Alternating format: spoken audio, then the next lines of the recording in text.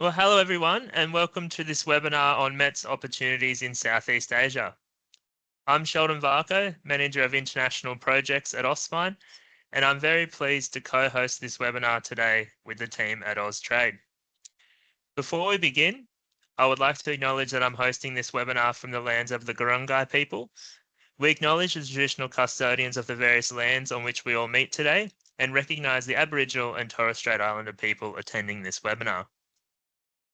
Today's webinar will present the key findings to emerge from Austmine's 2024 report on METS opportunities in Southeast Asia, which was supported by Austrade. Austmine and Austrade have been working very closely for many years to develop new markets and drive trade and investment outcomes for Australia's METS sector. This collaboration has included showcasing our sector at the world's primary mining shows, developing promotional materials to engage customers with our METS capabilities, and providing training and advice to set potential exporters on the pathway to success. Austmine and Austrade will progress our collaboration across the coming year by hosting a program to deepen engagement for the Australian METS sector in the highly prospective Southeast Asia mining and resources industry. The METS Opportunities in Southeast Asia report is the first of a range of initiatives to increase understanding of opportunities in the region, and we'll provide an overview of upcoming program activities at the conclusion of the webinar. Next slide, please. We have a great agenda lined up for today. First, we'll be joined by Susan Kawati, who's the Head of Green Economy and Agri-Food at Austrade, who'll provide an overview of the Australia Southeast Asia Business Exchange Program. I will then present the key findings and themes emerging from the METS Opportunities in Southeast Asia report. And following that, I'll be joined for a panel discussion by Louisa Rust, Senior Trade and Investment Commissioner, Austrade Philippines, Stephen Scully, the Senior Trade and Investment Commissioner at Austrade Indonesia, and Christopher Morley, Trade and Investment Commissioner at Austrade Vietnam.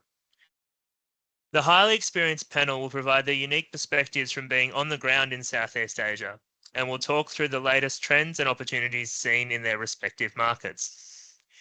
We will then conclude by looking ahead to the future program activities that Austmine and Austrade will coordinate on behalf of the Australian METS sector in Southeast Asia. We have a busy agenda, so there may not be much time for Q&A. You can, however, submit any questions via the chat or follow up with our team after the webinar. If we don't have a chance to answer live, we'll get back to you via writing. Next slide, please. So I'd now like to hand over to Susan Kawati, Head of Green Economy and Agri-Food at Austrade, to kick things off for us by talking through the Southeast Asia Business Exchange Program. Thank you, Susan, and thank you to Austrade for your close partnership. Thank you, Sheldon, and good afternoon to all our webinar participants today. It's a pleasure to be here, and thank you very much for joining. As Sheldon mentioned, I'm the head of the Green Economy and Agri-Food teams at Austrade. For those of you who may not be familiar with Austrade's role and services, I thought it might be valuable to give you a quick overview in case you've never engaged with us before. Austrade is the Australian Government's trade and investment facilitation agency. So our role is basically to provide services to help Australian businesses to succeed overseas, whether it's by exporting or investing internationally. We do this in a number of different ways, including by helping eligible businesses to develop and deliver their export plans, helping them to assess the potential of various overseas markets, advising them about market entry options, and most importantly, helping them to find valuable contacts overseas. We have a network in Australia of global engagement managers that can help, that can understand and respond to your needs, and also to introduce you to our overseas offices where we have a network of very clever BDMs that have industry knowledge and market connections that can help you save time and minimize the risks of doing business internationally. We also have online services available through our Go Global Toolkit. If you Google Go Global Toolkit, you'll be able to find it. The platform contains a lot of useful information about different export markets, regulations, where Australia has FTAs, free trade agreements, as well as marketing information and links to useful sites that can help you along your export journey. We work very closely with industry associations like Austmine to organise events, including missions and trade events that help Australian businesses promote their brand overseas and engage with potential customers. As Sheldon indicated, Austrade and Austmine have enjoyed decades of very productive work experience, helping METS companies to successfully export. And we very much value this partnership and look forward to working with Austmine and its members to help them achieve their internationalisation objectives. So Southeast Asia presents major opportunities for Australian businesses across many sectors, including METS, and governments and businesses across many Southeast Asian nations are looking for solutions that Australia is very well placed to deliver, and many of your companies are actually well placed to deliver. The government has a Southeast Asia economic strategy to 2040, which specifically talks about opportunities to promote Australia's capabilities in mining, energy and METS to support the sustainable development of the resources sector in the region. And Austrade is working with business and industry to deliver what we call the Southeast Asia Business Exchange Program, which is basically a program of activities to promote opportunities in various Southeast Asian markets and events such as missions to help companies enter the market, understand what the opportunities are and form business connections. So we have about 100 staff across 8 offices in Southeast Asia, and some of my colleagues have joined our webinar today. Austrade is pleased to be partnering with Austmine to help more Australian METS exporters to succeed in Southeast Asia. And we were delighted to launch Austmine's reported IMARC 2024 showcasing opportunities in Southeast Asia. And Sheldon will be providing more detail about the findings of this report. And I hope you have an enjoyable and productive and informative time with us this afternoon. And so I'll hand you back over to Sheldon. Wonderful. Thanks so much, Susan, for the collaboration with Austrade, which has really gone from strength to strength in recent years. And Austmine has seen incredible value from various METS programs around the world, including the Australia-India Business Exchange, which has now been running for many years. So I'm sure we'll see a lot more value created with the Southeast Asia Business Exchange as well. And with 100 staff over 8 offices as well, there's lots of support for the Australian METS sector to tap into from Austrade in Southeast Asia. Okay, so we'll now move on to the overview of the report findings. Do note that this presentation will be a general summary and overview of the outcomes, and we will share a link to download the report in its entirety at the end of the presentation so that you can go through it in more details and highlight some of those opportunities relevant for your business. So next slide, please.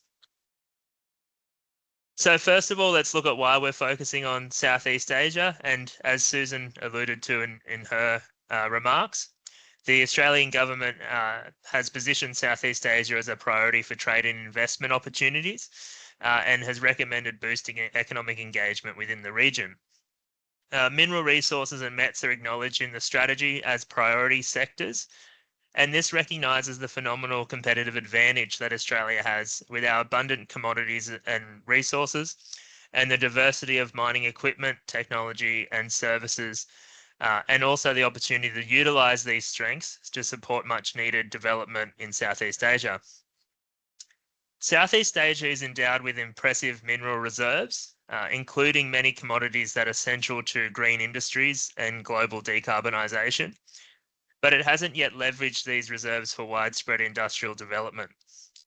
So Australia can be a primary partner, utilising our experience, technologies and solutions to guide mining development while also balancing critical sustainability outcomes. Next slide, please. So the METS Opportunities in Southeast Asia report was launched, as Susan mentioned, at IMARC in October 2024, and it's designed to provide brief insights into the major opportunities across key mining markets in the region. In collecting the information, we surveyed various METS companies that are deeply engaged within Southeast Asia, along with major mining companies, mineral councils and trade bodies, in order to establish perspectives from a diversity of stakeholders of what the needs and challenges are within the region, and hence what are the opportunities for METS companies to support Southeast Asia. Next slide. So we'll jump into the mining market analysis. Next slide, please. So in developing the report, Austmine has included the countries listed in the Australian government's Southeast Asia economic strategy.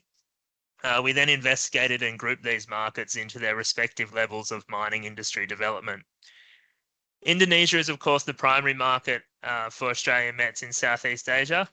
It does have a long history of mining, of which Australia has been heavily involved in, and there is significant engagement there from our METS sector. The Philippines and Vietnam are labelled as secondary markets due to their significant mining and resources potential, and they are on the pathway to recognising this growth. While Brunei, Jerusalem, Cambodia, Laos, Malaysia and Thailand are listed as developing markets due to current limited mining activities, but opportunities potentially emerging in the future. Singapore is also, of course, a key market in Southeast Asia, and it's included in the report due to its role as the major capital and logistical hub within the region. Next slide, please. So looking at Indonesia as our primary market in Southeast Asia. So Australia does have a proud history in supporting the development of the mining and industrial sector in Indonesia, and it is now by far the largest minerals producer in Southeast Asia. While Australia's share of FDI into the mining industry directly has waned, it does remain one of the most popular export markets for the Australian METS sector, and it constantly features within the top 3 of the largest export markets for Australian METS with Austmine's industry surveys. Historically, Australian METS brought a lot of technology and expertise to deliver best practices and develop the skill sets of local workforces in Indonesia's large coal mining industry. However, the recent story for Indonesia has been the development of its nickel assets. It is by far the world's largest nickel producer, as you can see in the table there on the screen, now providing more than half of total supply, and it has leveraged this leadership position to substantially influence global production and prices. Following a progressive ban on raw nickel exports, Indonesia now has a significant downstream processing and refining industry, and this has helped to drive a new wave of growth. They've also diversified from producing nickel pig iron or ferronickel that is largely used in the stainless steel industry to now also producing high purity nickel for use in electric vehicle batteries, and this has attracted significant attention from global manufacturers. Next slide, please. Indonesia does have a very vast and diverse mining industry, and there are many, many small-scale mines around the country. However, the focus for Australian METS should be on the larger players and assets, and also those with investment from some global majors. This map is extracted from the report, and it provides an overview of some of the key mines and players in the industry. The project with the greatest level of engagement from Australian METS include Freeport's Grasberg operations, Vale Indonesia's Sulawesi assets, and PT Merdeka Copper Gold's Tujuh Bukit mine as well. I won't go through all of these one by one, but you can find more information about the key projects and players in the report, and you can also find some information about the key development opportunities as well. Next slide. Despite being Southeast Asia's largest mining market, Indonesia has many challenges impacting its future growth and sustainability. So next, please. So similar to global mining trends, high-grade ore bodies in Indonesia have largely been exploited, leading to more complex operational conditions and higher costs. Next, Indonesia is seeking to diversify foreign investment in mining and downstream processing and refining projects, which is currently dominated by Chinese capital. However, this has been challenging and has not been aided by various regulation changes, including forced divestiture laws, which requires foreign-owned mining companies to gradually transfer shares to Indonesian shareholders over time. Indonesian mines are also located very close to fragile natural ecosystems, meaning that ESG standards must be upheld to the highest level. We've seen in the past that enforcement has been challenging, especially for many of the small-scale mines mentioned. And finally, Indonesia's terrain and geography also creates natural barriers for infrastructure and logistics, which adds significantly to the transport and power costs for doing business. Next slide, please. Now looking at the opportunities for METS. So some of those aforementioned challenges do provide the chance to support the Indonesian mining industry. So next, please. Underground mining technology and expertise will increase in demand as mines transition to underground to access higher value ore bodies. So this is especially the case in the base and precious metals sector. And we've also already seen this with the example of Freeport, Indonesia, which is the world's largest block cave underground mine. Next, there is a phenomenal opportunity for education providers and private training companies to support Indonesia's growing mining and industrial workforce. Next, as their reserves diminish, many of the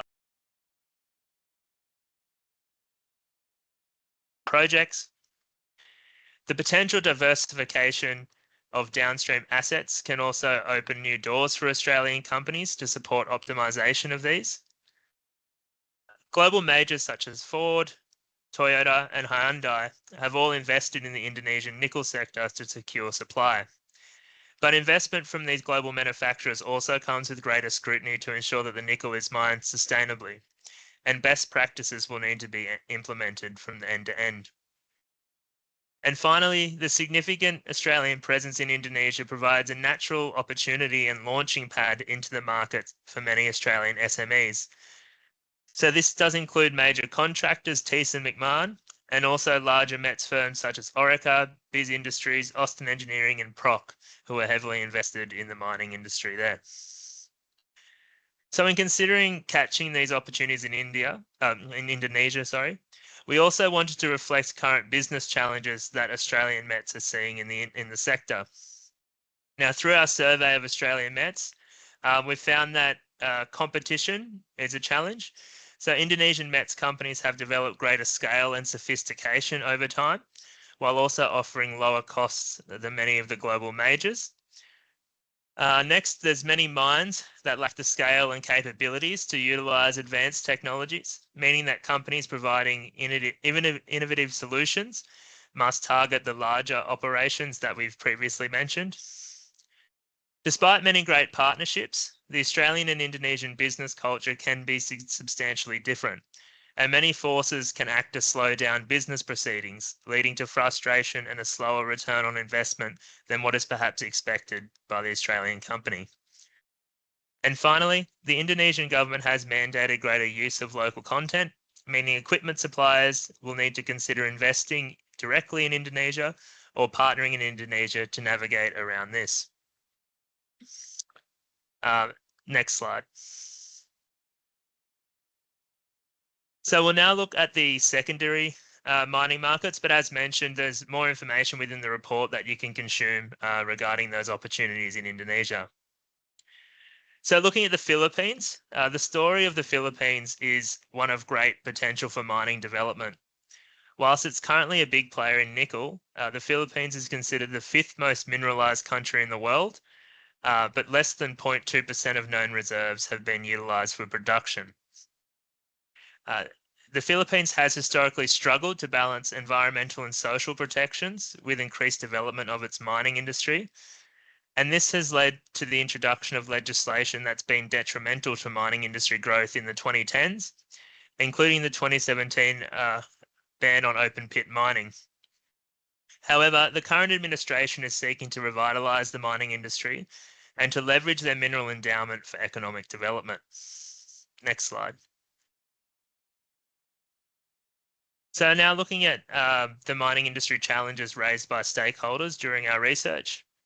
So first, exploration expenditure is well below the levels seen in the early 2010s, and foreign investors remain cautious in the market.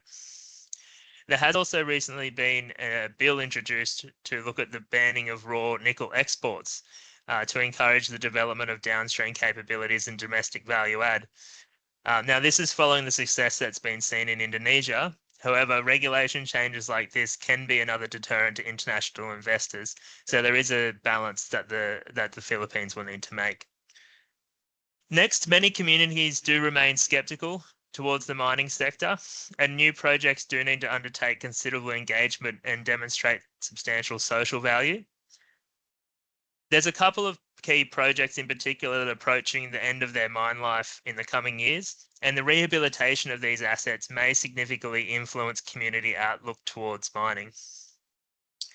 And finally, similar to Indonesia, the Philippines also has a geography and terrain that provides a natural barrier for infrastructure and accessibility of mines, which again adds to the cost and complexity of the projects.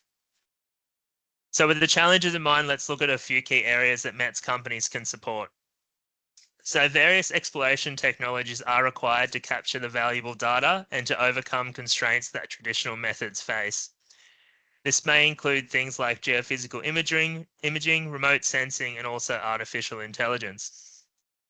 If the Philippines can successfully progress its impressive project pipeline, then a range of technical consulting and engineering services will be needed across design, feasibility, and construction phases of operations, and then onto equipment supply and end-to-end mining solutions. Finally, Australian METS can be positioned as a partner of choice to bring best practice environmental strategies and sustainable technologies to the Philippines. As mentioned, these will be absolutely critical in ensuring the social license for the Philippines to develop its mining industry. Next slide, please.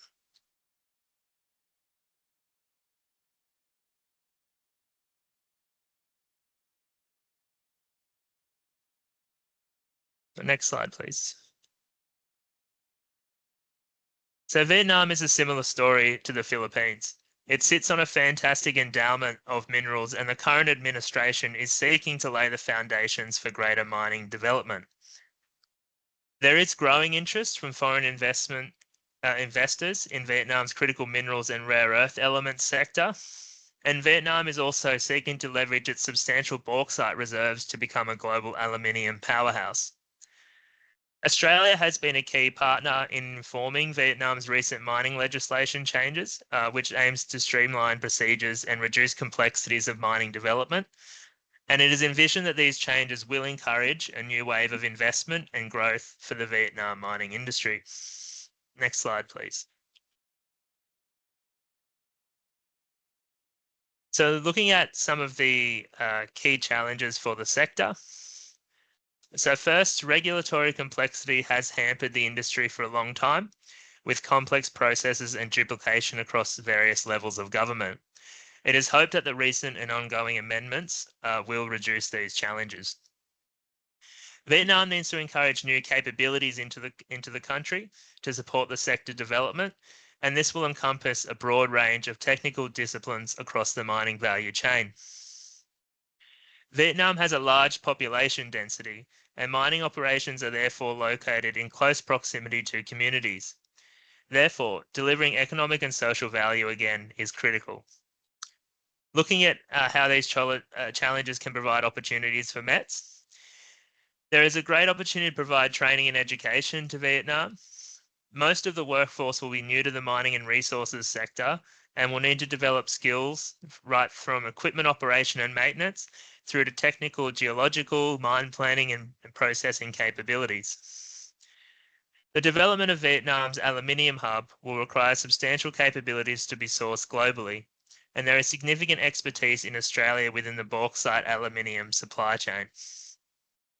This is a similar case for the end-to-end development of critical minerals and rare earths as well.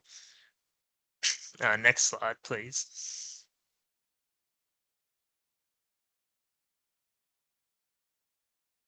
So next slide, please.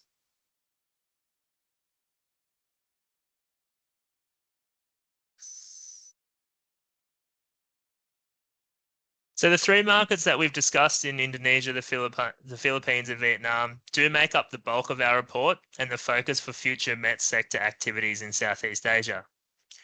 However, it is important to consider the potential for other markets in the region as well.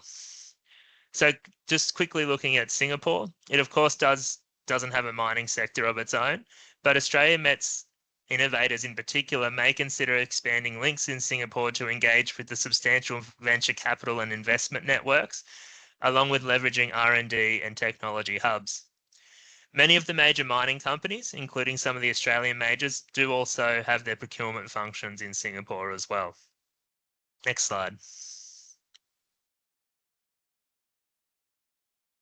So we then have the developing mining markets. So Laos is the most active from this group in terms of its mining and resources sector, and that has included major investment from Australia's Panost.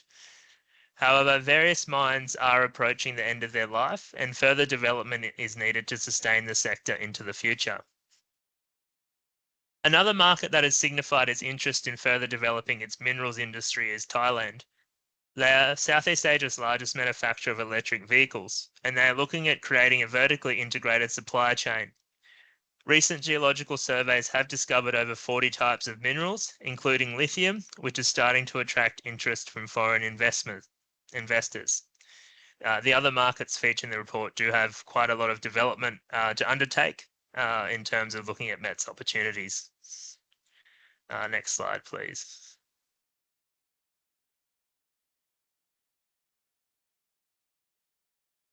So to finish, we'll look at a summary of the market needs and the opportunities, therefore, for METS companies. So first of all is exploration technologies. So Southeast Asian markets that have identified mining and resources as growth priority sectors will be seeking to generate greater amounts of geological data to understand mineralized zones and encourage potential investment. So technologies like geophysical imaging, remote sensing, artificial intelligence, and others will be central to collecting data accurately and efficiently, whilst also overcoming the aforementioned geographical barriers. Next is design and development. So global expertise will be needed to support design and development and commissioning of new projects. And this will include consulting services, geotechnical studies, mine planning software, infrastructure and utilities, and ground engineering as well. Next, the workforce and training and skills. So the development of new projects will require vast numbers of local workers with little or no experience in the mining industry. Australian institutions and private training providers can assist in supporting best practices across the workplace, health and safety, machinery operations and equipment maintenance through to software, project management, data analysis, and environmental management as well. Next is community engagement. So Australia has, of course, developed a considerable suite of social engagement programs for the mining industry. And there are various METS specialists who provide services in community engagement. So there is significant collaboration opportunities in this area. Environmental management, as referenced throughout the presentation, any new mining developments in Southeast Asia will be positioned in a fragile natural environment. Therefore, Australia has an opportunity to bring world-leading sustainability practices to the region. Next is mine modernisation. So as the market grows in sophistication and attracts greater investment, there'll be further opportunities to implement modern mining technologies in the end-to-end value chain. Downstream processing. So various governments in Southeast Asia are set to focus on domestic value add, as has been witnessed in Indonesia, and the development of industrial and mining processing hubs. So this will require various technologies and solutions, including advanced minerals processing, infrastructure management, and hydrometallurgical solutions. And finally, technical consulting across a range of disciplines will be needed. This will supplement some limited experience within the region in the mining sector and goes right through from design and feasibility, mineralogy, metallurgy, geotechnics, and other specialised services. So this is not by no means an exhaustive list of the opportunities. These are just the key opportunities emerging from our research. So next slide, please. So that completes our summary of the report findings. To review the opportunities in more detail, you can now download the report by using the QR code on the screen. We will also show this QR code at the end of the webinar as well, in case you don't get time to do that now. So as mentioned, this report will be the basis of upcoming initiatives in Southeast Asia across the coming year, and we will discuss these and provide an overview of what's next towards the end of the webinar. Next slide. So I'm now very pleased to welcome our colleagues at Austrade to reflect on these opportunities and the future engagement of METS companies in Southeast Asia. I'm pleased to now be joined for the panel discussion by Louisa Rust, Stephen Scully, and Christopher Morley from the team at Austrade. Welcome to the webinar and thanks for providing your time and expertise. I do also note that I have a link to an Austrade inquiry form. As mentioned, there won't be much time for questions today, so you can use that link in follow-up to ask any key questions of the team.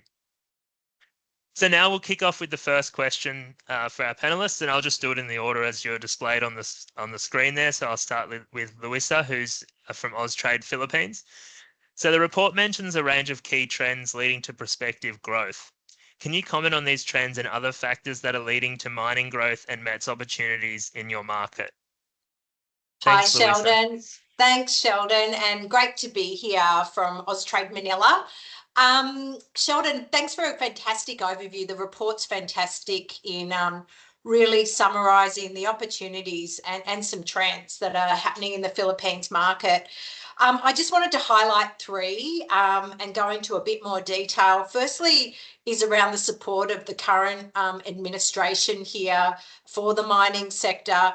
Also around the National Sustainable Mining Initiative that's underway, specifically driven by the Chamber of Mines here. And also some of the, and I see that there's a question from James from Always Carbon around some of the projects there, mining project progress here. We had a great development yesterday.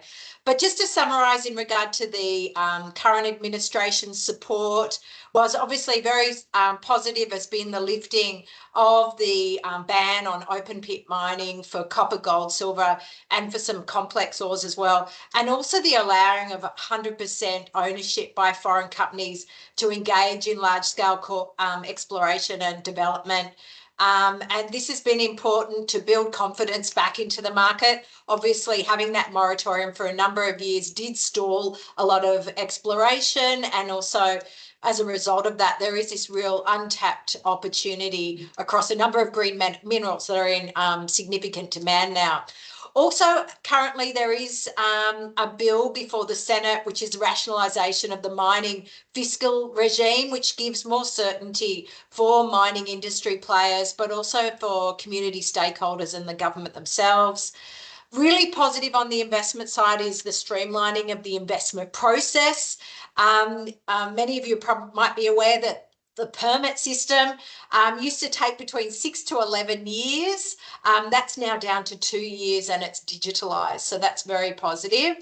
Also, the Department of Environment, Natural Resources has mandated biodiversity management in mining operations, and that's really fueling interest around capability of service providers and equipment in sustainable mining practices in many of the large mining companies.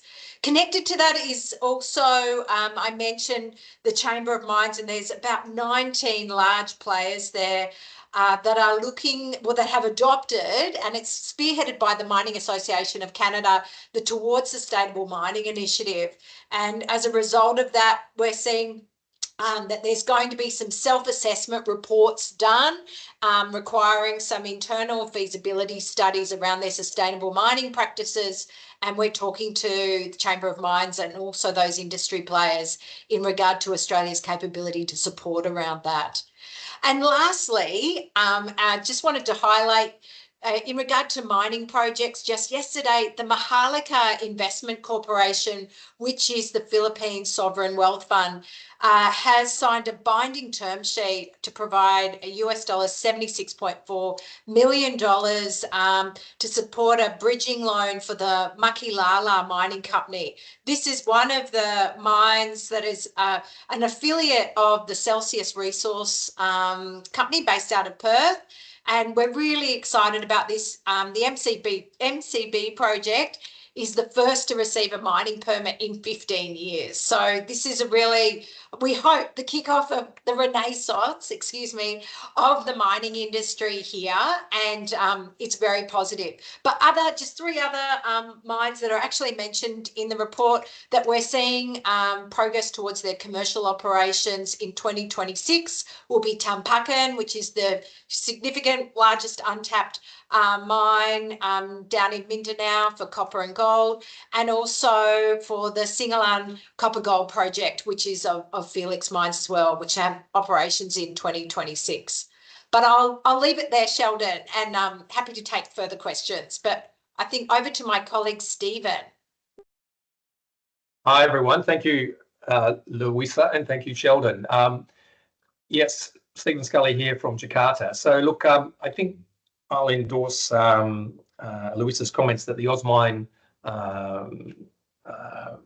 introduction was fantastic, and I'll just pick up a couple of themes and expand on those. But overall, the direction is as well articulated already. Can't emphasize how much drive and energy is being given to this mineral downstreaming program by the Indonesian government.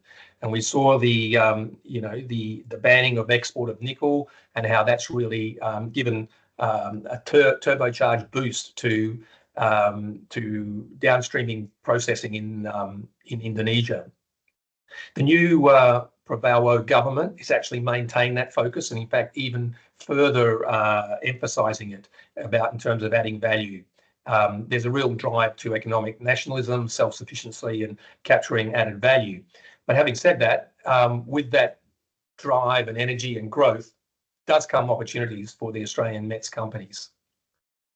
So as highlighted already, the historical minerals such as coal, gold and copper are still seeing a significant amount of activity. Coal is supposedly being phased out, but it's interesting with all the nickel smelters coming on stream, they are, just because of geographic location and cost, they are being powered by the coal mines. So that's given an extra boost to those coal mines. There was a lot of drive to actually start closing them down, phasing them out. There was international funding put in place, but actually I don't think any of that billions of dollars of funding is actually being drawn down yet. As I mentioned, gold, copper, still renewed activity, keep going. It's still an attractive proposition. It's been already mentioned about underground mining expertise being required, perhaps the higher grade and easy to access ore bodies are thinning out. And it's also been mentioned about exploration technologies. I'm going to spend a bit more time on the newer minerals, such as nickel, bauxite, cobalt, and graphite. They'll all come under this banned export program and downstreaming. So on nickel, just for example, the Indonesian government wants to play across the full electric vehicle value chain, and they're well on the way to doing that. In 2014, the first nickel ban came into place. There were 0 nickel smelters. By 2020, there were 9 nickel smelters, and it's forecast by the end of 25 there will be close to 30 nickel smelters. Now, they've been initially done by Chinese investors and Chinese technology, but now the local players and the state-owned enterprises have actually become major players as well. Nickel Industry, the ASX-listed company, is a player in that sector as well. And it's been mentioned before about the predominance of Chinese companies. I think it's been roughly estimated that 85% of the smelters are owned by the Chinese or have some Chinese component to them. And they definitely buy in-house, I'll say, and on price. But the other 15%, and that's just a rough number, do offer opportunities, because those companies, particularly the local ones, are looking to diversify markets. So looking to Europe, where ESG performance and standards and metrics are really important, and also for international financing, for foreign direct investment to capture. So there is an opportunity going forward. I won't say it's a flood at the moment, but I think but directionally that's important. Further in this sector, I'll highlight that Australia and Indonesia last year signed an electric vehicle mechanism MOU to work together to develop that Indonesian production ecosystem. And also the WA and NT governments have both signed MOUs around critical mineral supply chains. So there's lots of, well, those three platforms provide us with an opportunity to work closer with our Indonesian counterparts. It's been touched on about competition and the local content. Local content requires if you bid for tenders from state-owned enterprises, which can be quite restrictive. But if you actually set up facilities or you have a joint venture with a local partner, that is one way of I'll call it getting around or meeting that requirement. I mentioned about ESG standards, etc., are coming, but quite slowly at this stage. I'm just going to touch on a few companies that have recently invested in and put more further investment and some of the mechanisms they've used. So it's been mentioned about TEAS. They've been in Indonesia for 37 years. They've recently opened new facilities in Bataan into a special economic zone. We see Austmine Engineering. They've been in market for 12 years. They've just expanded their operations in Bataan as well. So working in these special economic zones does provide a lot of risk mitigation. They provide easier visas, import permitting, things like that. Molycop is another example of a company that's been here 27 years. They've just opened bigger facilities as well in the last year. So you can see even the really established players are actually further investing in Indonesia. And Molycop, for instance, is in an industrial estate. So is Orica. They've just opened a new detonator facility in Kalimantan. Again, they're working in industrial estates. So in terms of other ways to enter the market, we have minerals technology, we have Apollo Engineering, we have BlueScope Steel in terms of coated products, forming JVs or working through partnerships. So that's quite an established path now. I'm going to leave it there and hand over to Christopher Morley in Vietnam. Thanks, Stephen, and thanks, Sheldon and Louisa as well. And thank you, everyone, for joining today. My name is Chris Morley. I'm the Trade and Investment Commissioner here in Hanoi in Vietnam. I think if we just touch on Vietnam specifically, it's really important that we acknowledge that last year, the Vietnam Geology and Mining Law was passed in 2024. And this has really been a crucial piece of legislation that Austrade and DFAT, with other members of the embassy, have been working with the industry of mining in Australia to really try and help improve and develop what was quite an antiquated law that made it quite prohibitive for investors and other foreign entities to come in and work with Vietnam in some of the mining conditions and opportunities that existed here. So that law will come into force from July 1 next year, and it's really going to help create a consistent legal framework and help with the management and exploitation of the resources that do exist in Vietnam. Because as the report articulated, and as Sheldon sort of said, there are a huge range of minerals available up here in Vietnam that hopefully with the law passing, we can then see some further investment and development for Australia into the market. We've also been continually working with MONRE, the Ministry of Resources and Energy up here and Environment up here, because we see it as a crucial role that we can play by passing on Australia's best practice and global standards. And even this week, we're actually running a 2-day workshop with MONRE, leveraging some of the best practice from Australia's mining industry to continue looking at that education, which is so vital for this developing sector up here in Vietnam. And we really are seeing that the opportunities will flow from the change of this mining law. So we know the things around METS are really going to develop in their growth from the law change. We see that investment will come in and those opportunities will flow.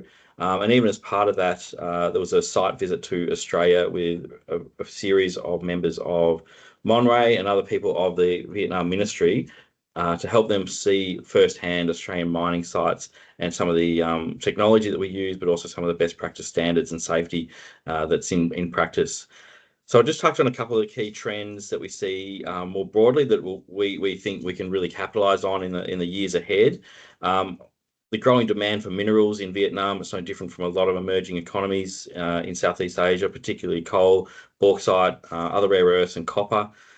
Coal is still in strong demand due to its need for energy and electricity generation up here. Whilst that will change and shift in the future, coal is still in significant demand in market. And I think the country really up here is also prioritising domestic development to support the manufacturing and energy sectors, particularly looking at steel and aluminium and electronic development in market as well. So we see critical mineral sectors there really able to play a role. The modernisation, as I mentioned, will flow on from the law change. The modernisation of the mining industry is going to create a lot of opportunities within the mining operations to improve efficiencies, safety and digitalisation of mining production. And we know that Australian METS producers are really well positioned to help provide equipment, automation, digital solutions, and just generally best practice standards. Stephen also mentioned ESG and compliant mining practices for sustainability, and this is going to be no different in Vietnam, as part of the regulations going to require mining companies to adopt these practices, and things around water management, tailings and emissions reductions have all got strong potential in this market going forward. We mentioned digitalisation and automation. I think things around AI and the Internet of Things, base monitoring. The Vietnam companies are really looking to adopt smart mining solutions. They have close alignment with Australian METS firms that have come up here in the past, and they're really well positioned to look at those supply chain expertise and mining automation that can help improve the efficiencies of mine and continue to drive a strong mining sector across Vietnam. I mentioned earlier the critical minerals and battery supply chain. Vietnam is really trying to focus on a lot of the EV manufacture as well. VinFast, which is part of the Vin group up here, producing a range of not just electric vehicles, but also batteries and the supply chain for houses as well of the renewable energy. So we're looking at what other opportunities exist in assisting Vin Group and others in terms of rolling out battery supply chains up here in Vietnam. And I think broadly, the previous economic engagement strategy that Australia has had with Vietnam that's encouraged collaboration in mining is something that we can continue to collaborate on as part of also our free trade agreements that have existence with the two countries. So I mentioned some of those opportunities. I'll just touch on some of those challenges before handing back to Sheldon. I think the real importance is around local partners. You know, this is a relationship market, much like Southeast Asia. Probably all sick of hearing that from all the different trade commissioners of the markets. Local language and communication is still really, really important. And I think as part of what Stephen was talking about before, and Lewis, the state-owned enterprises to play a huge role in Vietnam, and working with those state-owned enterprises in Vietnam is something that can be quite challenging for some of our private entities. Not impossible, but can present a challenge. And also the strong connection and competition with Chinese suppliers is real up here in Vietnam, and also another challenge for those looking to enter the market. So Sheldon, I might hand back to you, if that's all right. Fantastic. Thanks for that, Chris, and thanks to Louisa and Stephen for that feedback. Yeah, it really sounds like Vietnam and the Philippines are putting the building blocks in place for minerals and resources sector growth. And some of the things you mentioned will ideally speed this up in terms of simplifying procedures, digitalizing licensing, and also strengthening mining laws. And Indonesia, as we know, has been a powerhouse for a long time in the mining industry, and this transition towards critical minerals and the investment they've put in downstream processing has positioned them on a strong growth trajectory. But it is also important not to discount the optimization and improvement opportunities within the coal mining industry as well, because that is an area that Australia has a lot of expertise. So I'll go to my second question, and this will finish off the panel. So I'll once again start with Louisa. So what are some of the METS success stories that you've seen in your market, and what strategies have these companies adopted to take advantage of these opportunities and manage risks within the region? Thanks, Sheldon. I'm here, but my camera seems to have dropped out for a second. But just in regard to success stories, I've sort of got 3 to demonstrate success. Australian companies, you know, they've been investment and supply chain partners in the Philippines for a long time, including the development of key mining legislation. Obviously, the moratorium put a bit of a hold on some of that investment, but we have now over 20 Australian mining, METS companies and engineering consulting businesses that are operating in the Philippines, either with an established presence or fly in, fly out, and possibly more than that, but the ones that we know at the moment.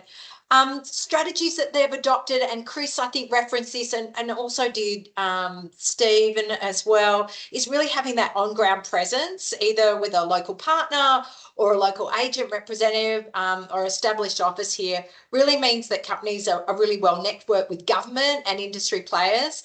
And often that staff have been recruited from major mining players and government agencies, and also have relationships with universities and corporate relationships as well. Especially in this really dynamic environment with changes in government and also guidelines and, you know, relationships changing, it's really important to have that on-ground team that you have access to here. A good example of this is Crusader Hose, an Australian METS company. They supply dewatering pumps into the Philippines mining market here. They've got some great local partners, Grundfos and Power Systems.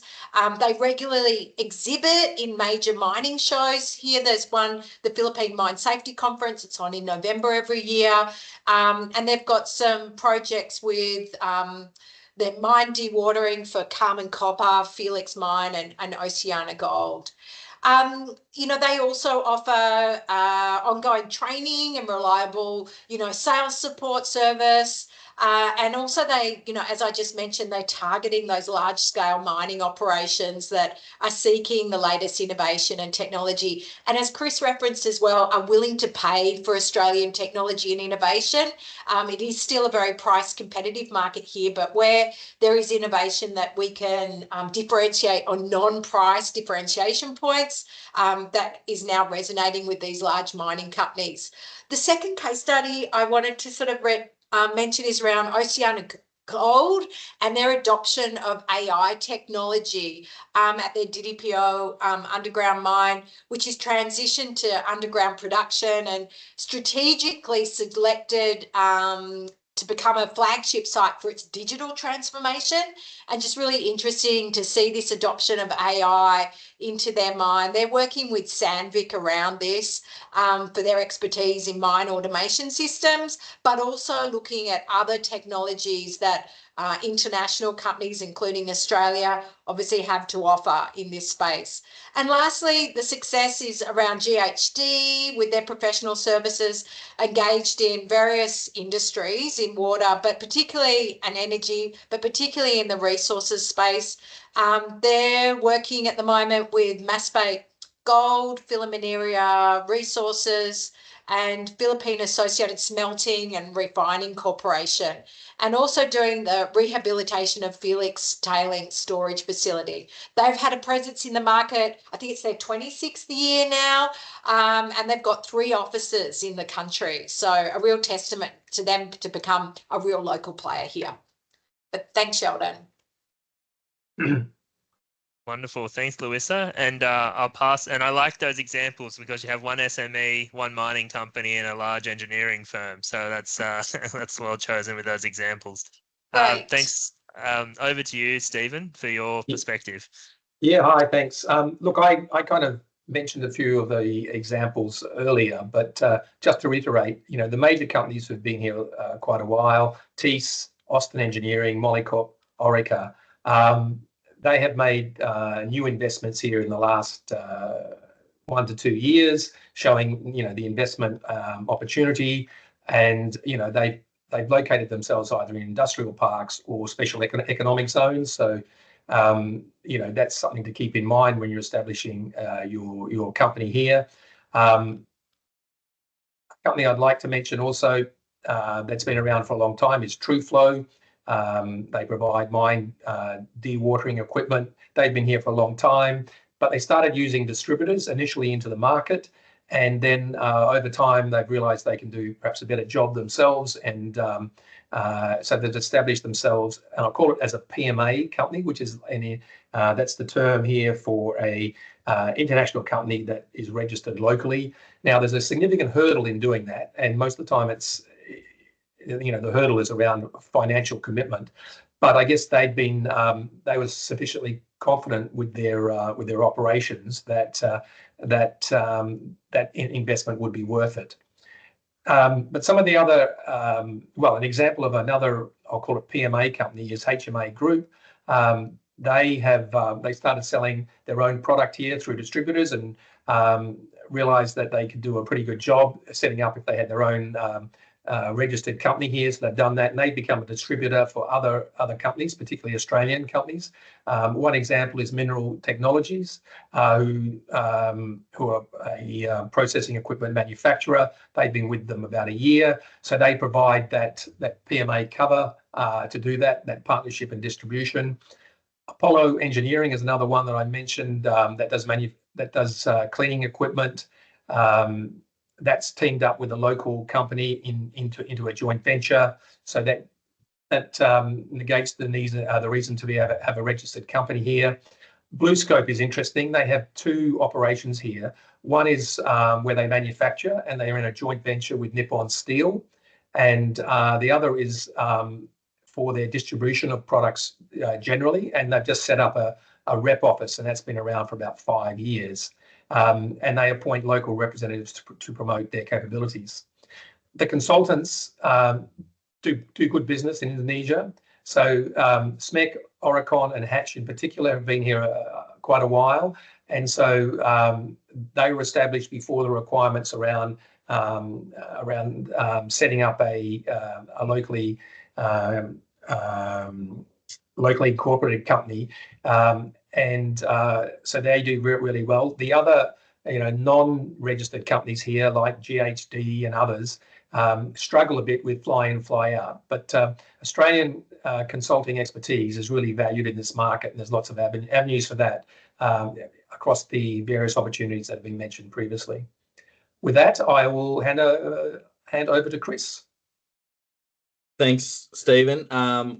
Look, I think, as I mentioned before, Vietnam being a single party state, the badge of government that we, Austrade, and the broader embassy hold up here is really important for those companies that have been coming up to market. So where we've seen most success from Australian organisations is where we've been able to work hand in glove with those organisations who have come up and built rapport with the Vietnam government. The reality is that because of the state-owned enterprise system up here, most of the assets, most of the resources and mining industry is owned by the government. And when METS companies are selling to them, there is a public tender process which you need to go through, which can be quite challenging and tricky. And so to be there with the badge of government to represent and support you and assist you through that process has gone a long way to help develop those relationships and see some success. I'll just touch quickly on two, because I'm conscious of time and probably standing in the way of afternoon tea for many and potentially lunch for others.